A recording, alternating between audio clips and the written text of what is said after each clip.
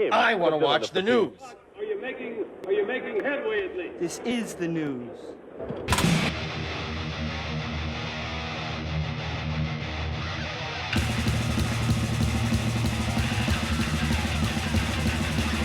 Schmack-o-my-gob, it's time for the only news that matters on Black Sabbath Sunday.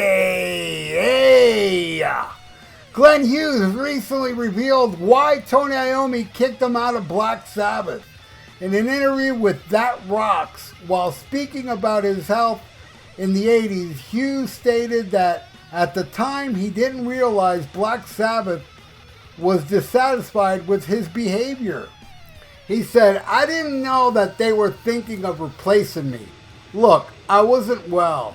A lot of my friends that were as ill as I never recovered, or they just disappeared.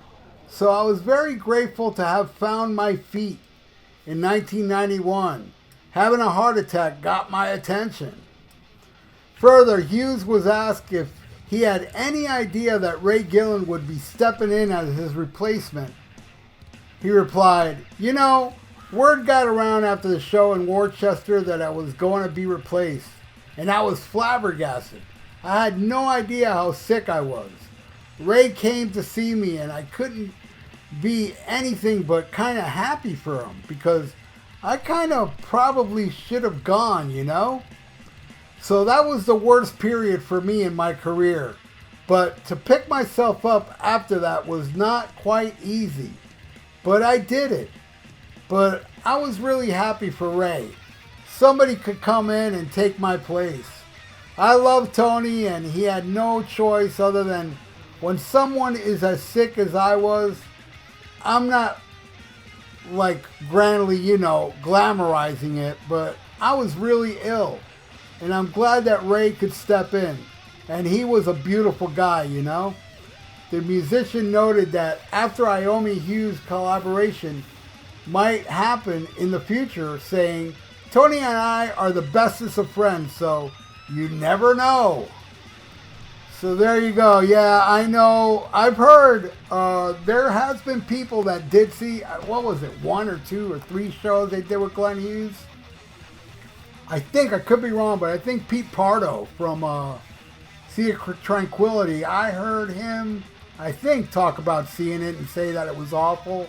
And from all accounts, everybody said it was awful. And then, as I understand, he got in a fight with some roadie, and the roadie punched his neck or something, and blood was going down his neck. And that was before he did the shows. So he was performing with, an injury to his throat, which is amazing he was able to do a show. I don't know, maybe he only did 1 show. I'm not 100% on that. And then Ray Gillen came in, and I had tickets, man. They were going to play the Gusman Center. It was Black Sabbath, Wasp, and Anthrax. Back when I really, really liked Anthrax, up to Spreading the Disease. Because after that, I liked Sound of White Noise, really. It's the only album I really liked after Spreading the Disease. But I would have loved, I had tickets for that, man. And they canceled it, which was such a bummer. And that was already with Ray Gillen, so I believe maybe it was because lack of ticket sales, maybe, because, boy, that was Sabbath, like, low. I mean, he got even lower than that with Eternal Idols. I mean, that didn't even come, I don't even think that toured the States. It was so bad. But, yeah, Sabbath never came back down until, what was that tour? Cross Purposes. So between after Born Again, I didn't see Sabbath till Cross Purposes all those years. They never came down to South Florida, and I would have loved to have seen that. And I love Seven Star, man. I think it's an awesome album. And now I'm going to rank it for you. All right, here we go. There's 9 songs in all. So at number 9, I'm going with Sphinx. It was a little instrumental, don't really care for it. Number 8, I don't care for this song, and it was the single, the video, No Stranger to Love. I can understand people seeing that and not wanting to buy the album because it's mellow and I don't know, it just goes nowhere. tidbit, that is Bing Crosby's daughter in the video. And I believe that was Tony Iommi's Doberman Pinscher as well. But, I mean, it's not a horrible song, but I just think it's such a bad, horrible single. That's why that album sank, man. At number 7, Angry Heart. I like this one. I mean, I don't love it, but I like it.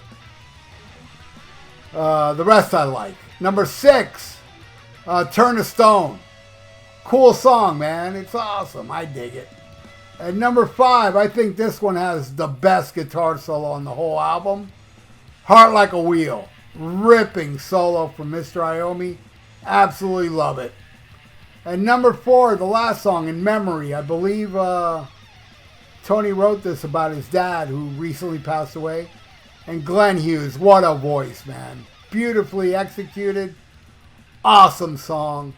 At number 4. Yeah, all these songs are awesome now, what I'm going to talk about. At number 3, this may be the only song on the whole album that sounds like Black Sabbath.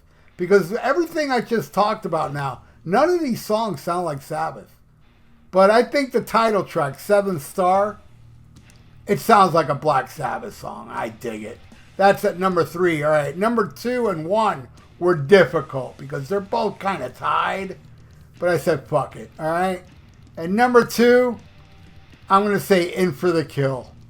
I love it, man. In for the Kill was here's the thing. I saw No Stranger for Love, so I was like, I ain't buying this album. Fuck this album.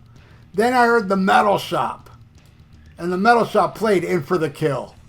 And I was like, oh, wait a second. I do want this album. Ran out and bought it and absolutely loved it. You know, with the exception of a couple songs. It's awesome. In for the Kill is number 2. So number 1 is what opens side 2, Danger Zone. God damn that song. That riff. It's not like your typical Iommi riff, but it's a fucking killer riff, man. Danger Zone is my number 1 favorite song off of 7 Star.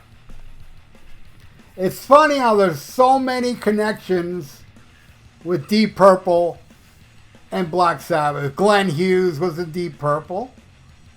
And then you had Ian Gillan, who was in Deep Purple.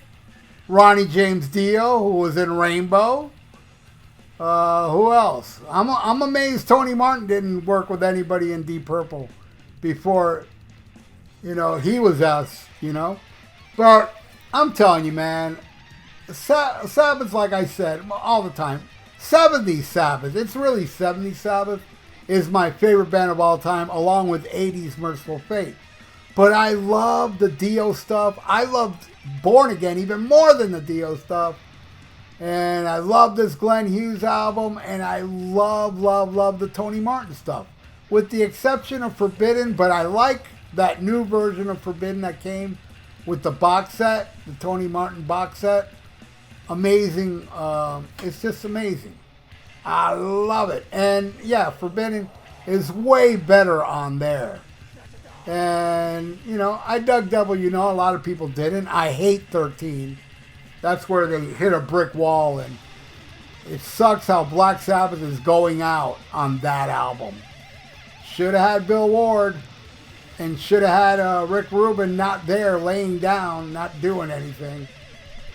But yeah, Glenn Hughes, love him. What is it, the voice of rock they call him? I saw him open for Yngwie Malmsteen not too long ago, where he only played Deep Purple stuff, and it was fucking amazing. And I like his solo albums, man. His solo albums are pretty damn good. Like the album Resonate that came out in 2016. Awesome stuff, man. I gotta admit, I can't get into the Dead Daisies, though. He was in the Dead Daisies, and it did nothing for me. As I understand, the main guy in the Dead Daisies, extremely rich. And, he's got a private jet and everything. So, I'm sure he paid John Corabi.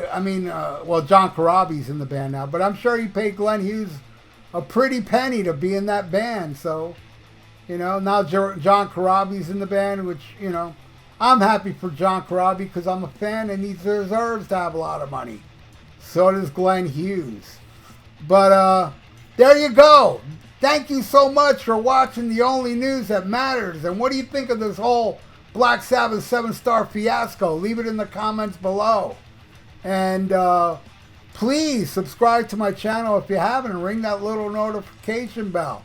And in case you are subscribed, please check to see if you're still subscribed because people are getting unsubscribed. I'm talking about more than once. There's people leaving comments going, this is like the 3rd time I've been unsubscribed. Please, if that happens to you, please subscribe again because I missed you. And I thank you for subscribing in the first place. And like the video. It's good for the YouTube algorithms. So stay frosty. Listen to Black Sabbath. Even 7-star. Danger Zone, baby. And schmack 'em a gob. Farewell and adieu to you fair Spanish ladies. Farewell and adieu, you ladies of Spain. For we've received orders for to sail back to Boston. And so never more shall we see you again.